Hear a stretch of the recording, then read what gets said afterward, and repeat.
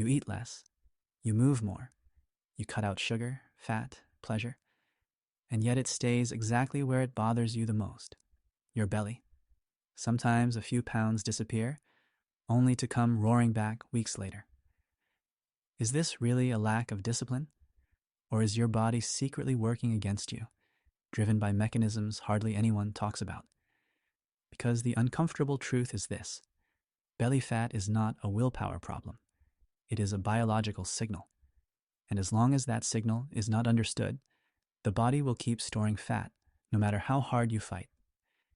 This video reveals exactly why belly fat is so stubborn, which hormonal switches decide whether fat is burned or locked away, and how the body can finally return to doing what it was evolutionarily designed to do.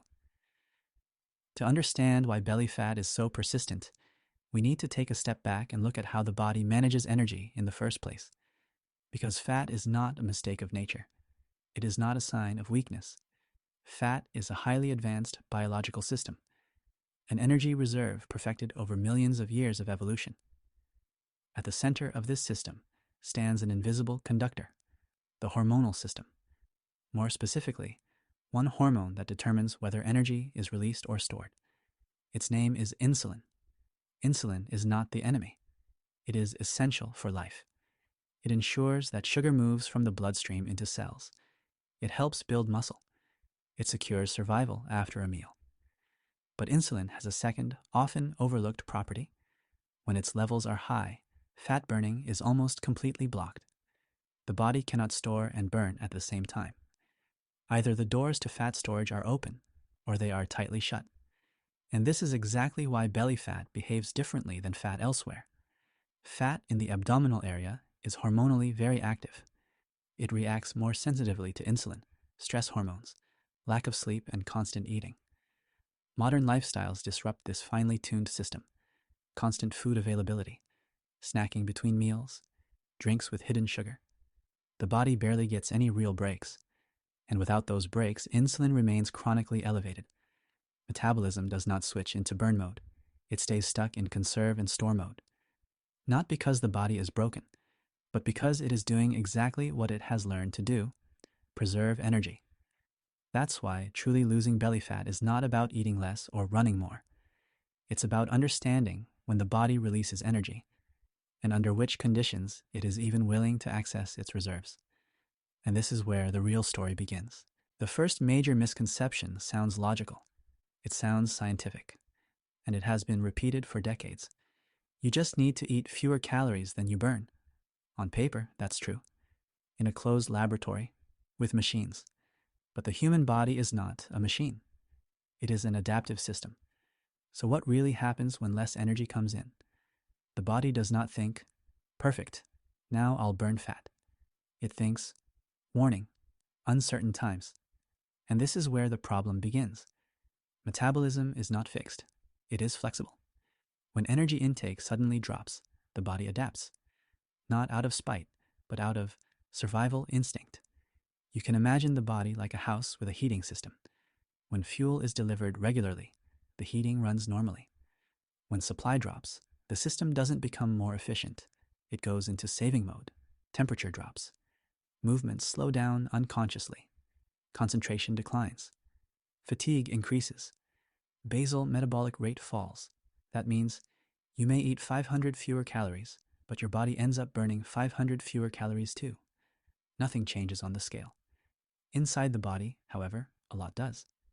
Because while energy expenditure drops, one mechanism stays active. The one that decides where energy goes and where it doesn't.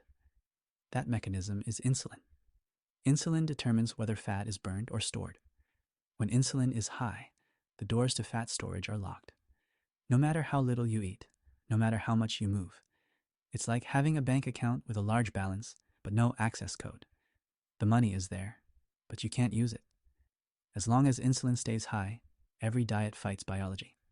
Calorie counting becomes a daily battle, not because willpower is lacking, but because the body is programmed to store.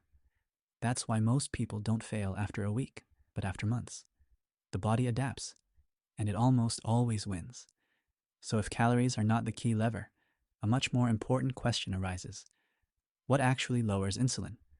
And when does the body voluntarily release fat? The answer contradicts a rule almost everyone learned in childhood, and it begins in the morning. Breakfast is the most important meal of the day.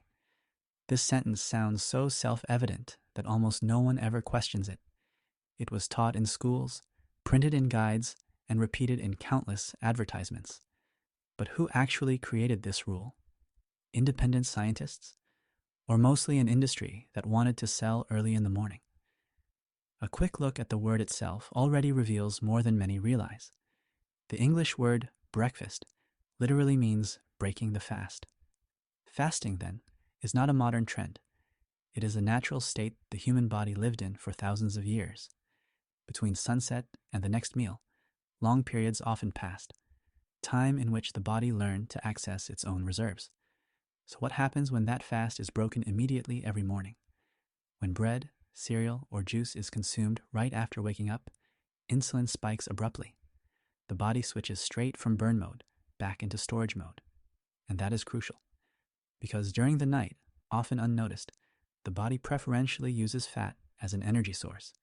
It keeps insulin low and taps into stored reserves. An early carbohydrate-heavy breakfast interrupts this process. Not because food is bad, but because the timing is wrong.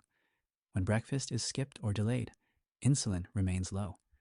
The body has to obtain energy differently, and it does exactly what it was built to do. It accesses stored energy, fat, especially fat in the abdominal area. This state now has a name: intermittent fasting. But biologically, it is nothing new. It is simply an extension of a natural eating pause. The body does not become weaker. It becomes more efficient. It relearns how to switch between storing and burning. But at this point, a fear almost always arises, a deeply rooted concern. What if metabolism shuts down? What if muscle is lost? What if fasting is dangerous? This fear leads directly to the next major misconception. Fasting puts the body into starvation mode. Few myths are as persistent as this one. The idea that after just a few hours without food, the body panics, slows metabolism, and clings desperately to every calorie. But this idea contradicts everything that made human evolution possible. For most of history, food was not always available. Our ancestors did not eat 3 meals a day plus snacks in between. There were times of eating and times of waiting. And during those times, something remarkable happened. When food was unavailable, the body did not slow down. It became alert. Stress hormones like adrenaline increased. The senses sharpened. Concentration improved. Why? Because a sluggish organism does not find food. Studies show that even after several days without eating, basal metabolic rate does not drop, but can slightly increase. The body becomes more active, not less. The reason lies in a massive, often underestimated energy source: body fat. Fat is not a burden, it is a battery, an energy reserve designed precisely for times when food is unavailable. Fasting does not mean starving. Fasting means controlled access to that battery. Starvation is involuntary, chaotic, and stressful. Fasting is planned, limited, and biologically sound. As long as sufficient body fat is available, the body has no reason to panic. It uses what is already stored. Metabolism does not fall asleep. It wakes up. Yet even though fasting makes biological sense, there is another piece of advice that prevents many people from ever truly burning fat. Advice that sounds well-meaning, but does the exact opposite. Many small meals boost metabolism. This advice sounds caring. It is meant to stabilize blood sugar, prevent cravings, and provide the body with steady energy. But that is exactly the problem. Every time food is consumed, even a small snack, a healthy granola bar, or a milk coffee, the body reacts the same way. It releases insulin. Insulin is not a multi-level switch. It is a clear signal. Store, not burn. When eating 5 or 6 times throughout the day, insulin stays elevated almost constantly. The body remains in continuous storage mode. And without storage mode turning off, there is no fat burning. It's like constantly refueling a car while the engine is still running. The tank never empties. And as long as it doesn't, there is no reason to use the reserve. The body needs phases in which insulin drops again, phases in which the doors to fat storage open. That used to be normal. Just a few decades ago, most people ate 3 meals a day: breakfast, lunch, dinner, nothing in between. No snacks, no liquid calories, no constant insulin signals. And on average, people were leaner. Today, many have forgotten how to tolerate a mild feeling of hunger. But hunger is not an alarm. It is a wave. It comes, it peaks, and it passes. Those who do not interrupt that wave immediately give the body a chance to do what it was designed to do: use energy from its own reserves. The key is not eating more often, but less often. 2 or 3 real meals a day, without snacks in between, are enough to relieve metabolism and release fat burning again. Yet, even when all of this is understood, one final question remains for many. Isn't there a modern shortcut? A quick solution that makes all of this unnecessary?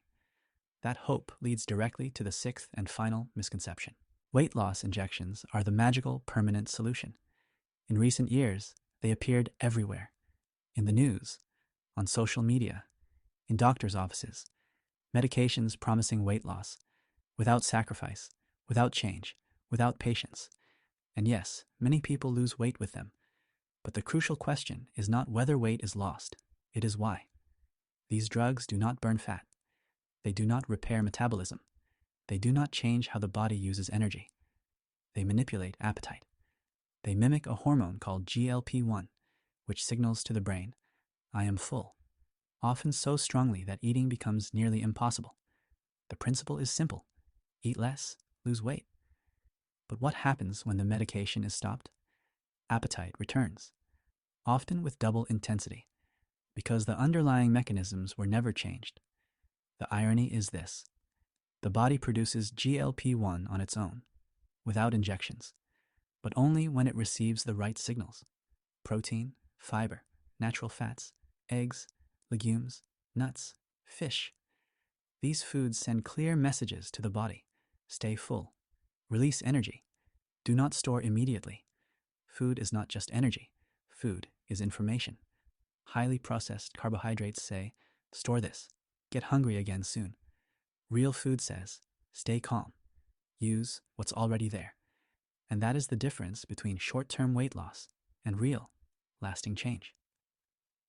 Belly fat does not disappear through force, not through constant calorie counting, not through permanent food intake, and not through shortcuts. It disappears when the body understands again when to store and when it is allowed to burn. Eating less is not the goal. Eating right, and not eating at the right times, is the key. When food comes in, the body stores. When food stays out, it burns. That's simple, and that deeply rooted in our biology. Give the body breaks again. Let insulin fall, and it will do what it has done for hundreds of thousands of years. Maybe a new question is forming now. How do you know this is really working if the scale hasn't moved yet? Because the body often changes internally first, long before it becomes visible. In the next video, 7 hidden signs will be shown that belly fat is already melting, even if the mirror and scale say otherwise. This is crucial, because those who recognize these signs don't give up too early.